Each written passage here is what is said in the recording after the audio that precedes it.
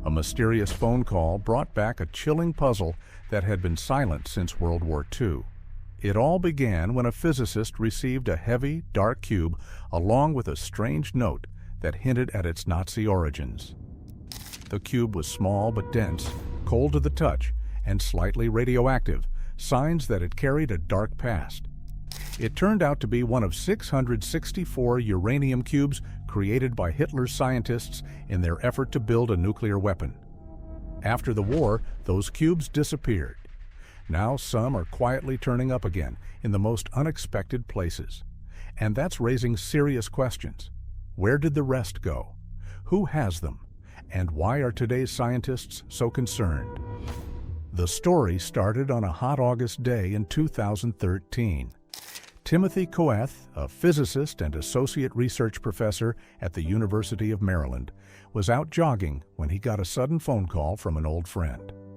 The friend didn't want to be named, but he asked Coeth to meet him right away in a nearby parking lot.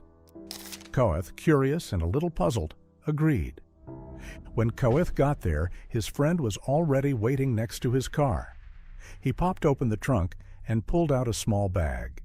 Inside, wrapped in paper towels, was a dark metal cube, just about 2 inches wide on each side, but it was strangely heavy for its size. The cube's surface was deep charcoal with tiny notches around the edges. Alongside it was a note that looked like something from a spy movie. It read, "Taken from Germany from the nuclear reactor Hitler tried to build.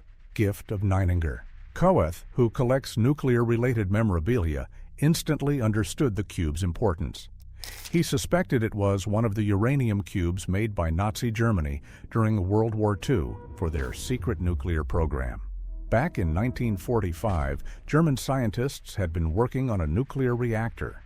These cubes were part of an experiment in Haigerloch, Germany, where researchers, led by figures like Werner Heisenberg, had connected 664 uranium cubes in a chandelier-like shape, suspended in heavy water. The goal was to trigger a self-sustaining nuclear chain reaction. Nearly 700 cubes were placed in water tanks during testing. Fascinated by where the cube came from, Coeth decided to dig deeper. He found that the name Neininger probably referred to Robert D. Neininger, a metallurgist who had worked on the Manhattan Project. Coeth uncovered records showing that Neininger had once owned a uranium cube and had passed it along to a friend. Coeth didn't work alone. He teamed up with Miriam Hebert, a doctoral candidate at the University of Maryland. Together, they began testing the cube to see if it really matched those from the Nazi program. What they found next was deeply unsettling. This strange moment with a forgotten object from one of history's darkest times reignited new interest in the Nazi atomic effort and raised fresh questions about where the rest of these uranium cubes have gone. Before the bomb, science had already opened a powerful door. In December 1938, a quiet breakthrough took place that would change everything, even though most people didn't know it at the time. In a Berlin lab, German chemists Otto Hahn and Fritz Strassmann were running experiments that would soon reshape the world. They were bombarding uranium atoms with neutrons when they noticed something unexpected.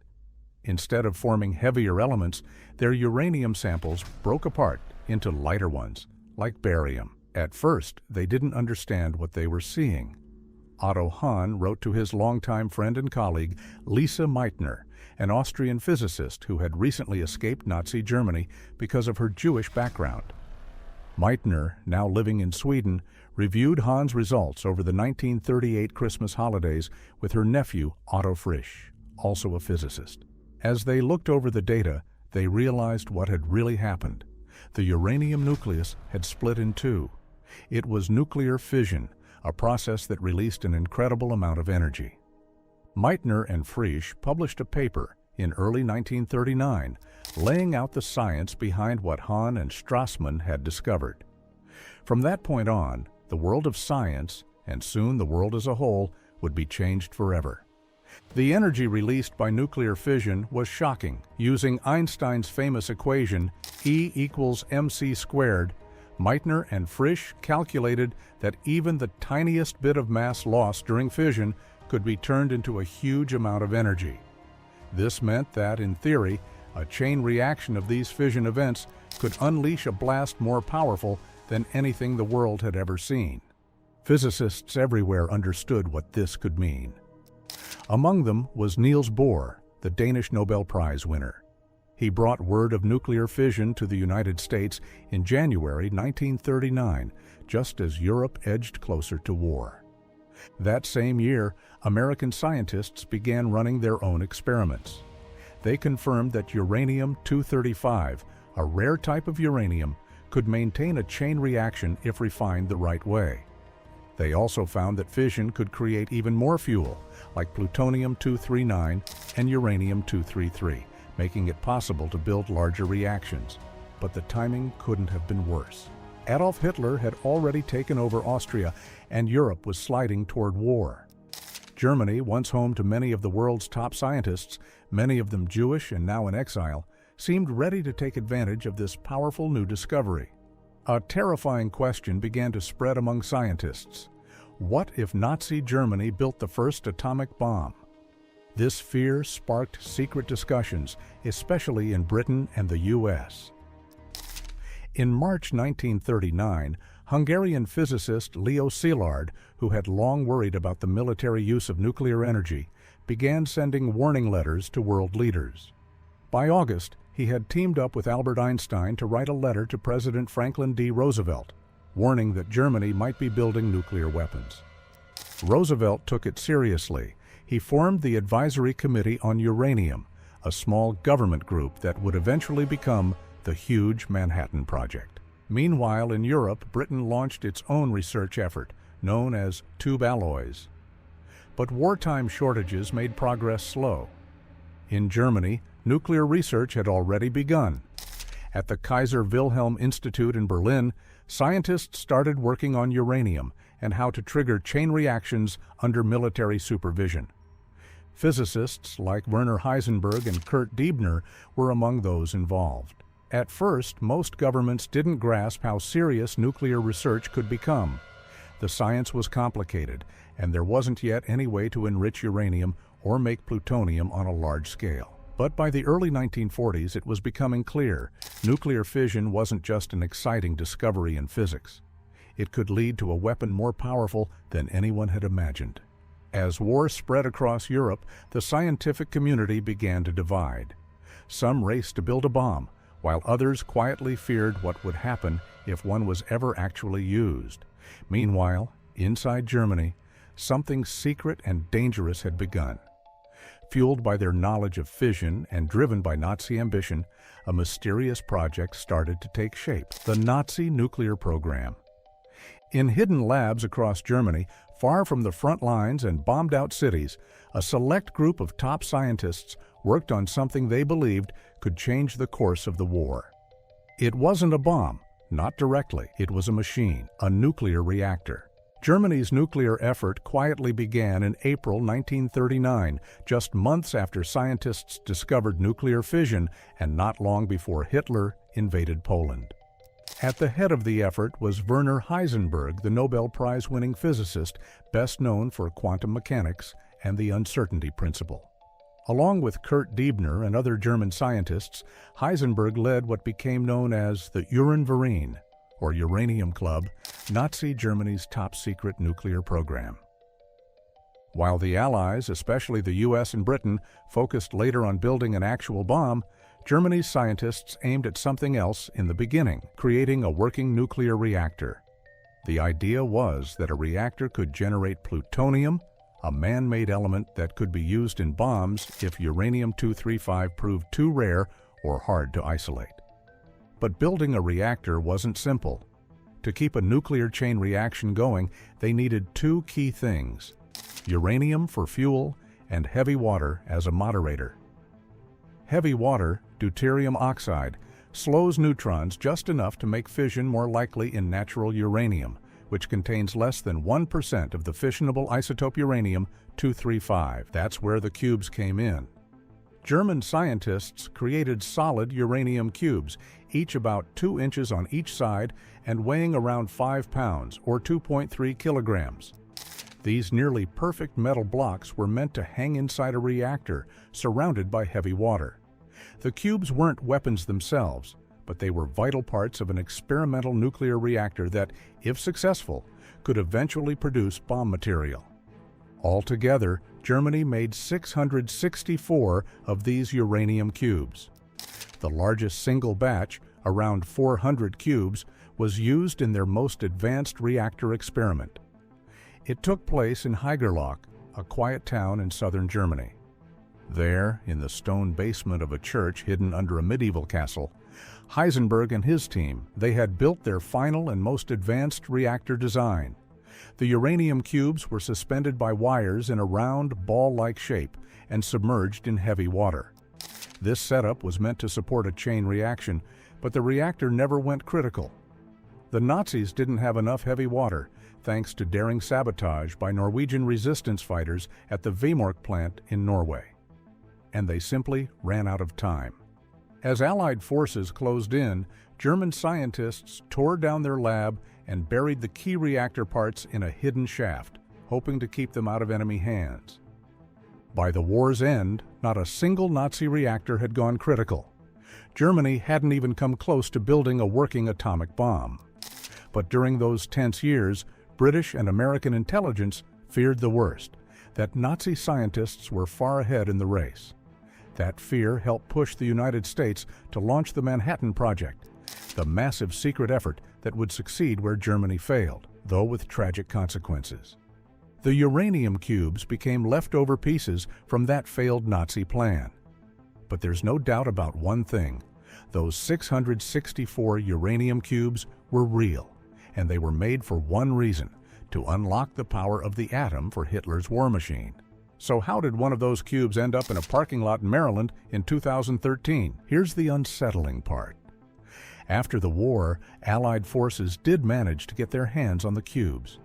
But then something strange happened. The cubes were boxed up, sent to the United States, and then some of them just disappeared. And that's when this story begins to take a darker turn. To understand what happened, we need to go back to 1945, to a secret mission that set out to stop Hitler's nuclear team before it was too late. The Alsos mission and the race to stop Hitler's nuclear program. As World War II neared its end, Allied troops weren't just focused on defeating Nazi forces. They were also racing to uncover and contain one of the war's most dangerous secrets: Nazi Germany's nuclear plans. Most of the world would only hear about the atomic bomb when it was dropped on Hiroshima in August 1945. But behind the scenes, the work had been going on for years under the codename the Manhattan Project. One part of that effort was lesser known: Operation Alsos. Its mission was to find and capture everything left of Nazi nuclear research before it vanished, or worse, ended up in Soviet hands. This is where the mystery of the missing uranium cubes really begins. Alsos, the Greek word for grove, was a quiet nod to General Leslie Groves, who led the Manhattan Project. But this wasn't just a military mission, it was also a scientific search party.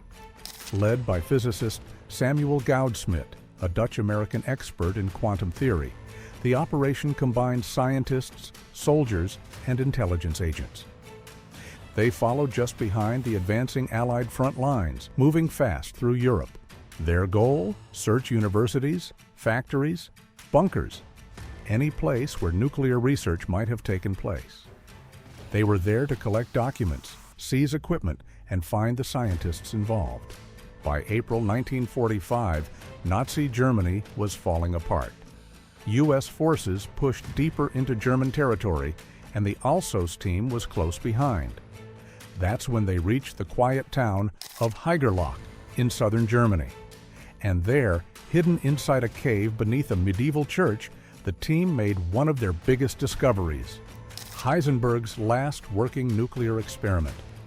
Hanging from a wooden frame were 664 uranium cubes, each about 2 inches wide, arranged in a sphere like a strange wind chime. These cubes were meant to be submerged in heavy water to form the core of a reactor where a self-sustaining chain reaction could begin. But that never happened. The reactor was incomplete. There wasn't enough heavy water, thanks in part to the success of Allied and Norwegian sabotage at the German heavy water plant in Vemork, Norway. The reactor had never gone critical. The Alsos team moved quickly. They seized the uranium, dismantled the reactor setup, and arrested the German scientists involved, including Werner Heisenberg. The cubes, along with lab notes, equipment, and documents, were packed up and shipped to the United States. Some of the scientists were later taken to the UK under Operation Epsilon. There, they were held at a quiet country estate where their conversations were secretly recorded to find out how close Germany had really come to building a bomb. The conclusion was clear. The Nazis had fallen far short. Disorganization, lack of resources, political meddling, and a poor understanding of reactor design had all held them back. There had never been a real sense of urgency. Now the uranium cubes were in Allied hands, and the war was nearly over. But what became of those cubes after the war? And why are so many still missing? Where did all the uranium cubes go? After the Alsos mission secured the Nazi uranium cubes in April 1945, all 664 blocks of solid natural uranium were collected. It was more than enough radioactive material to raise serious concerns even by today's safety standards. These cubes, taken from the hidden reactor beneath the church in Haigerloch, were carefully boxed up by Allied troops and sent across the ocean to the United States. What happened next is a mix of scientific interest and careless record-keeping. At first, some of the cubes were studied as part of America's growing nuclear program. Scientists were eager to examine the metal, test the purity, and learn how the Germans had processed their uranium. A few of the cubes were likely melted down or reused in later experiments. But many of them were simply stored away. No official, complete inventory was ever released, and there's no solid record showing exactly where all 664 cubes ended up. Some were sent to government labs. Others were quietly given away as keepsakes to scientists and military personnel who had helped during the war. Over time, the trail went cold. Now, these uranium relics are popping up in strange places. A few have been found in university collections, tucked in radiation storage cabinets, sometimes without any label or explanation. One turned up in a drawer at the Department of Energy. Another surfaced in a private basement, long forgotten. One was even found at a garage sale in Maryland. Today, researchers believe fewer than 20 of the original cubes are still accounted for in public or scientific collections. The rest, hundreds of them, are missing, and that leaves some haunting questions. Where did they go? Who has them now? Have they been lost forever? Or are they quietly sitting in a box somewhere, completely unnoticed, waiting to be discovered again? And that's exactly why scientists like Timothy Koeth, who now owns one of the cubes himself, are working to track them down. It's about finding answers to a Cold War-era mystery and making sure one of the darkest chapters in science doesn't quietly return to the present. Koeth's hunt for the Nazi cubes. When physicist and science historian Timothy Koeth received the strange uranium cube in 2013, he had no idea it would launch a decade-long journey into one of the most unsettling and overlooked stories from World War II's single heavy cube, blackened, cold, and quietly radioactive, became the centerpiece of a modern-day investigation to locate the 664 uranium cubes created by Nazi Germany during its failed quest for nuclear power. Koeth didn't take on the search alone. He teamed up with Miriam Hebert, a fellow physicist and material scientist who shared his deep interest in nuclear history and the science behind it. Together, they began a slow, careful effort to find the lost cubes, confirm their origins, and uncover the hidden story of what happened to them after the war. The first step was to confirm whether Koeth's cube was real. Its size and radiation matched what historical records described, but they needed hard proof. Using radioisotope testing and gamma spectroscopy, they analyzed the cube's chemical makeup. Because uranium decays at a known rate, its isotopic ratios can show when it was processed and how. Their tests confirmed it. The cube almost certainly came from Nazi Germany's nuclear program, likely made sometime between 1943 and 1944, and possibly part of Heisenberg's final reactor experiment in Haigerloch. Encouraged by what they found, Kaweth and Hibert reached out to museums, labs, collectors, even international institutions. They wanted to track down other surviving cubes, verify which ones were real, and start building a full list of the ones still out there. They discovered cubes in some surprising places. One was at Los Alamos National Laboratory. Another was kept at Oak Ridge. A few turned up in university archives. One even surfaced at a science museum in Germany. But just as often, they found replicas, non-radioactive copies made for classroom use, exhibits, or in some cases, deception. Some people truly believed they had real Nazi uranium, only to learn they'd picked up a replica or a fake. Over time, Kaweth and Hibert became the go-to experts for verifying uranium cubes. People began contacting them when a cube surfaced or needed testing. They found that every real cube told a different story. Eventually, Kaweth and Hibert published their findings. Their work sparked interest from historians, journalists, and even nuclear regulators. What started with one forgotten cube led to renewed awareness of a lost part of World War II and to a modern concern that still lingers today. Because these cubes aren't just dusty relics from the past, they're radioactive, and many are still out there, with no one fully sure where or in whose hands they now rest. Scattered across the globe, the idea that hundreds of these uranium cubes are still missing is deeply unsettling to Miriam Hebert. For her and Kaweth, this wasn't just about uncovering history, it was about tracing real nuclear material. And that's exactly why today's scientists are sounding the alarm. Because this stopped being just a historical puzzle a long time ago. If even a small number of the original 664 cubes are still out there, untracked, uncontained, and unnoticed, then this isn't just a Cold War leftover. It's a modern security risk. Why scientists are worried? These uranium cubes were forged during one of the darkest times in human history, built for a Nazi nuclear reactor that, thankfully, never worked. But now, all these decades later, some of those same cubes from Hitler's atomic project are starting to resurface. And instead of sparking curiosity, they're raising serious concern. The truth is, nuclear experts are growing more alarmed. And for good reason. No, these cubes aren't made of enriched uranium or plutonium. They can't explode, and a single cube handled carefully isn't extremely dangerous. They're made of natural uranium, which is much less radioactive. But that's not what keeps scientists up at night. It's what the cubes represent and what they could be turned into. Here's the hard reality. Natural uranium is just the starting point.